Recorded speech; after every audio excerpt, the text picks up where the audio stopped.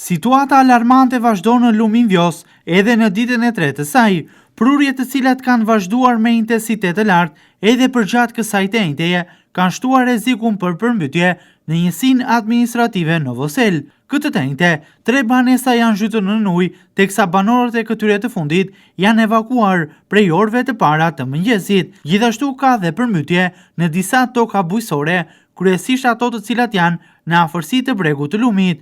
Banorëve ju është bërë thirrje të nisin largimin nga shtëpit, por edhe të gjithë së gjallë, për të minimizuar dëmet. Krahas 3 banesave, të cilat janë përmbytur, rreziku është që në vazhdimsi të ketë edhe të tjera toka bujqësore që përmbyten, apo edhe banesa që gjenden në vijën e dytë dhe të tretë të anës së lumit.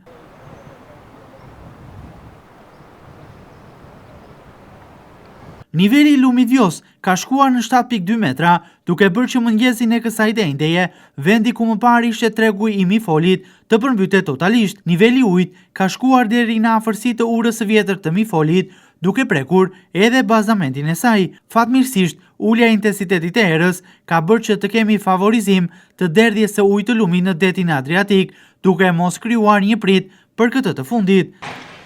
Lumi Vjos ka arritur nivelin e 7.2 metrave, teksa në njësinë administrative Novosel raportohen deri më tani 3 banesa të cilat janë të përmbytura. Forcat e ushtrisë, por edhe shtabi i emergjencave civile kanë bërë të mundur evakuimin e banorëve, teksa situata pritet që të jetë kritike, kryesisht në orët në vijim që do të ketë edhe rritje të intensitetit të prurjeve të cilët vijnë kryesisht nga Përmeti dhe Memaliaj.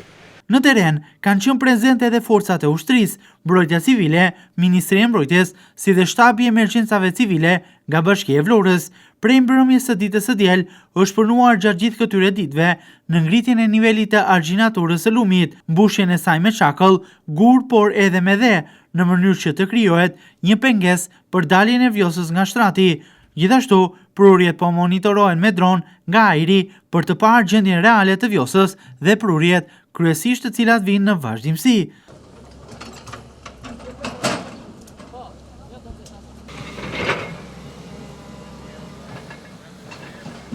Situata ndërkohë është në monitorim, pasi tendenca e prurjeve në vazhdimsi është në rritje.